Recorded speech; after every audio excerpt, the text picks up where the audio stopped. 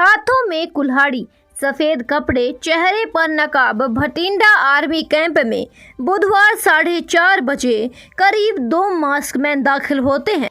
जवानों के कमरे का दरवाजा खटखटाते हैं।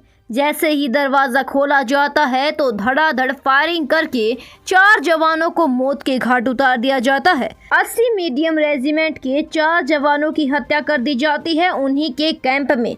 जिसके बाद एक और जवान का दरवाजा खटखटाया जाता है, लेकिन वो सो रहा था और वो दरवाजा नहीं खोल पाता, जिसके बाद दोनों चले जाते हैं। सैन्य छावनी से गायब हुए कुछ दूर पर ही घटना से कुछ दूरी पर ही इंसास राइफल और 9 कारतूस बरामद होते हैं।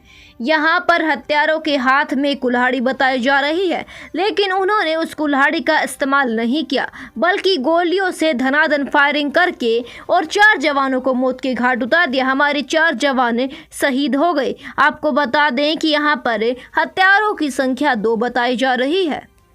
फौज ने इंसास राइफल और 9 कारतूस पुलिस को दे दिए हैं ताकि पता चल सके कि इन्हीं से आरोपियों ने हमला किया है या फिर नहीं।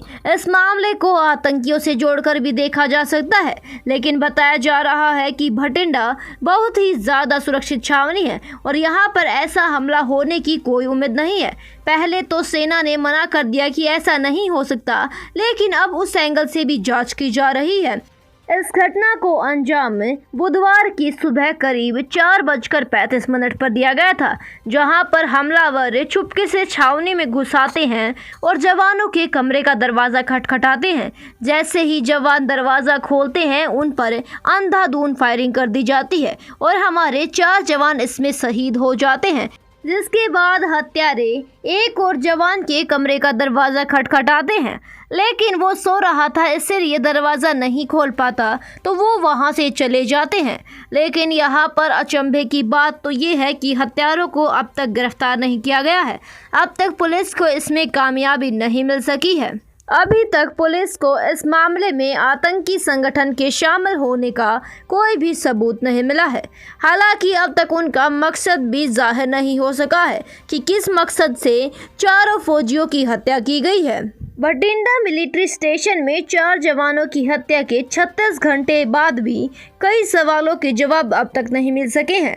सबसे बड़ा सवाल यह है कि आखिर इतने सुरक्षित क्षेत्र से हमलावर भागकर कैसे निकल सकते हैं। वारदात के पीछे की वजह क्या है? अब पंजाब पुलिस को एक चश्मदीद कहानी पर शक होने लगा है। पुलिस ने इसके बारे में पूछताछ भी की गई है, क्योंकि चश्मदीद के बयान संदेह पैदा करता है।